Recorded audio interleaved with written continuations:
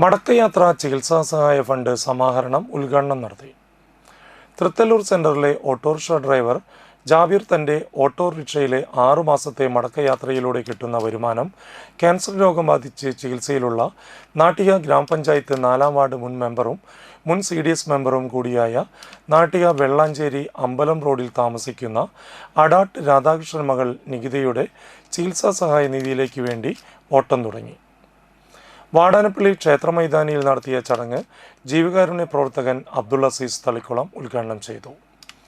സഹചാരി ambulance പ്രവർത്തകരായ Prathapan Valath, Sabir Vadanappally, Miju Thalikkulam, VS Sunilkumar, Suvith Palliyana, Kunjumon Meparambil എന്നിവർ സംസാരിച്ചു.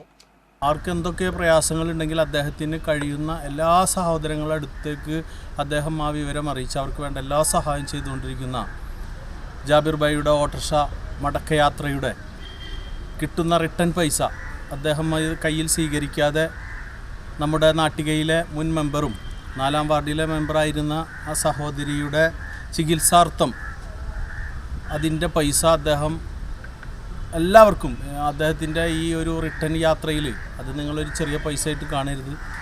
ഒരു മനുഷ്യൻ്റെ ഏറ്റവും വലിയ പ്രയാസം അനുഭവിക്കുന്നത് അവനക്കൊരു അസുഖം വരുമ്പോഴാണ്. നമ്മൾ മറ്റുള്ളവരുടെ മുന്നിൽ യാചിക്കുക എന്ന് പറയുമ്പോൾ അത് വല്ലാത്തൊരു പ്രയാസമാണ്. ആ ഒരു സാഹചര്യങ്ങളിലേക്ക് നമ്മൾ നിങ്ങളെക്കൊണ്ട് കഴിയുന്ന രീതിയിലൊക്കെ ഈ വീഡിയോ കാണുന്നവരോ ഇതിൻ്റെ ചികിത്സയുടെ നമ്മുടെ പോസ്റ്റർ കാണുന്നവരൊക്കെ ആ സഹോദരിക്ക് വേണ്ടി സഹായിക്കണം.